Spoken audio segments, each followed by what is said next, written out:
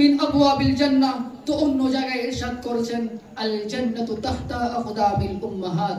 এই জন্যই তো একজন উর্দু শায়ের খুব বলেন, जहां के रब ने माँ को अस्मते कमाल दी, जहां के रब ने माँ को अस्मते कमाल दी, उनकी दुआ में आई मुसीबत भी डाल दी।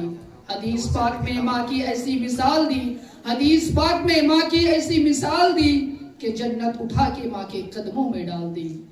बेशुदी যদি এতটাই আমাদের মা বাবার মর্যাদা হয়, যদি এতটাই আমাদের মা বাবার সম্মান হয়ে থাকে, তাহলে আজকে আমরা কোথায় পড়ে রয়েছি? আজকে যদি আমাদের সমাজের চারিদিকে আমরা তাকিয়ে দেখি, তাহলে একটি বিষয় অনেক তেজির সাথে অনেক স্পিডে বেড়েই যাচ্ছে, সেটা হলো নিজের মা বাবার কদর করছি না আমরা, নিজের মা বাবার সম্মান করছি না আমরা। শুধু এটাই নয় যে তারা ইলম জানে না তাই বলে নিজের মা বাবার সম্মান করছে না, না না বন্ধু, সেটা না। আমাদের মধ্যে এরকম জাননেওয়ালা, এরকম ইলম জাননেওয়ালা ব্যক্তি এরকম রয়েছে যারা আমরা নিজের মা বাবার সম্মান করছি না। কেন? যখন আমাদের মা বাবার সম্মান করা উচিত, যখন আমাদের মা বাবার খেদমত করা উচিত, যখন আমাদের মা বাবার পাশে দাঁড়ানো উচিত, তখন আমরা তাদের থেকে পিছু সরে যাচ্ছি, তাদের থেকে আমরা দূরে সরে যাচ্ছি।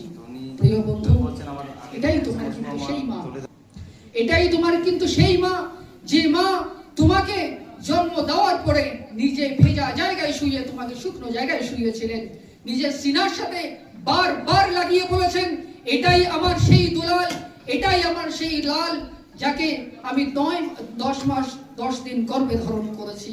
প্রিয় সুধী, যখন আমরা একটি ছোট্ট উদাহরণের মাধ্যমে আমরা বুঝতে পারবো, যখন আমরা পাড়ায় খেলতে গিয়ে কোনো বাচ্চার সাথে লড়াই করতে গিয়ে তাদের সাথে ঝগড়ায় মেতে যাই, তখন হয়তো পাড়ার সবাই একদিকে হয়ে যায়, কিন্তু আমার মা জননী একদিকে দাঁড়িয়ে থেকে বলে, আমার রক্তের লাল, আমার দুলাল হয়তো কিছু ভুল করেছে, তাই বলে কি আমি দূরে সরে যাব? সবাই হয়তো একদিকে সরে যায়, কিন্তু আমাদের মা আমাদের সব সময় বুকে আগলে রেখেছেন।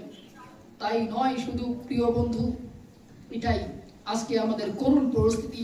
এত মেহেরবান হওয়ার পরেও, এত করুণাময়ী হওয়ার পরেও আজকে আমরা মাকে চিনতে পারছি না, আমাদের বাবাকে চিনতে পারছি না। এখনই হয়তো এখন এরকম সমাজে আমরা পৌঁছে গিয়েছি, এরকমও সন্তান আজকে এই সমাজের মধ্যে দেখা যাচ্ছে যারা নিজ হাতে মা বাবার গায়ে হাত তুলছে। আরে এটাই তোমার কিন্তু সেই মা, যে মা নয় 10 মাস 10 দিন তোমাকে গর্ভ ধারণ করেছে। আরে এটাই তোমার সেই মা, যে মার পেটে তোমার এই হাত তৈরি হয়েছে, যেই হাত দিয়ে তুমি তোমার মার গায়ের আজকে হাত উঠাচ্ছ।